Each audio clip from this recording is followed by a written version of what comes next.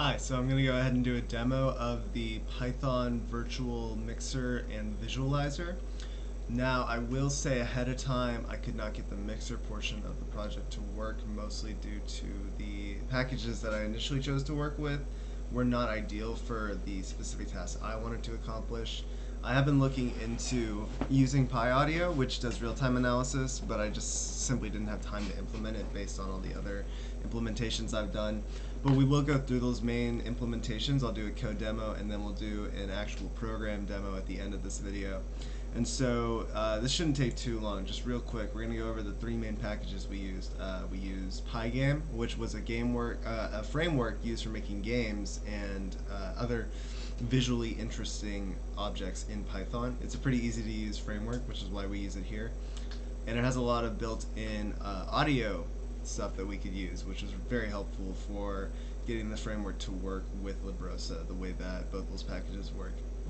Mostly because we have a mixer that has a timer built into it in Pygame, and that's going to be used for actually analyzing where we are in the transient domain while we're doing this frequency analysis in the other packages. And that other package is called Libroso. It's a library for music analysis, and it does a lot of different types of visualization. But the one that I chose to do was essentially we take every frequency between 100 to 8,000 hertz. We step it so that we're looking at each one in between 100, and we build a bar of each of those inside Pygame. And then we get the time from how long we've been playing the song in the mixer, and we analyze that in the frequency domain in Libroso. And so what I mean by that is we're going to be calculating the amplitude of a certain frequency at the time that the song is playing. And we're going to continuously update this in real time. Now, the only caveat to this program was that Libroso has to have a WAV file, and it has to be preloaded in at the start of the program, which is not what I wanted to do with this program. I wanted to make it in real time and get input from the system. Now, I believe PyAudio does have that capability, but I wasn't 100% certain on how to implement that in. I had attempted, but there were some issues, so I went ahead and removed all the new implementation with PyAudio and went back to Libroso. So I had a demo for this, and I think it would take some time to get PyAudio to work correctly. But saying all that, that is another functionality, so it's possible that that can be added later on as part of a roadmap.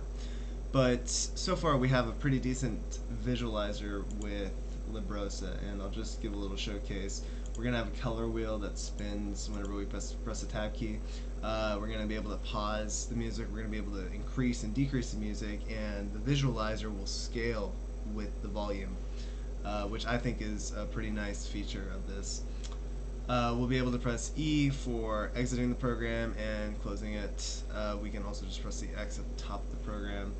And ignore the byte stream, that is not a thing anymore. So yeah, this is some of the code. If there are any questions over this, of course I can go deeper into how this works. But yeah, and so here you can see the get decibel function, and this is basically the main action of the program. And it runs at 60 hertz. I'll go ahead and say that just ahead of time. It's actually refreshing 60 times per second. So yeah, let's go ahead and run the code.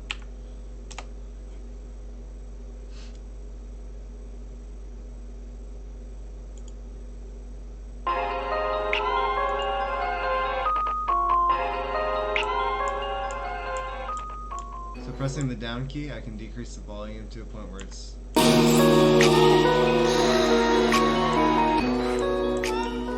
can also increase it.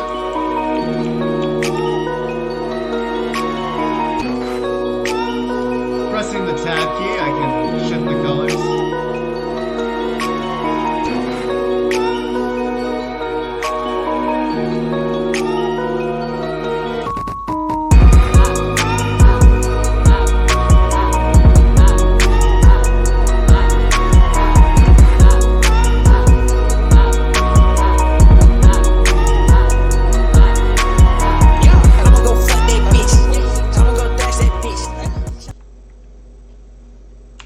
and then pressing E to exit, the program finishes. If the program runs to completion, it'll shut down completely, and it'll run for the duration of the song and a little bit longer to load and then post-process. But that is so far how the program has come and where we are with the program. Now, I don't think the mixer is going to be something that can quickly be added, but if I have more time with the project, I would 100% make sure that that would get done with the Pi Audio implementation. I genuinely think that that would have been, if I had started with that, the problem is the Libroso frequency analysis is just so nice, but yeah, so that's the project.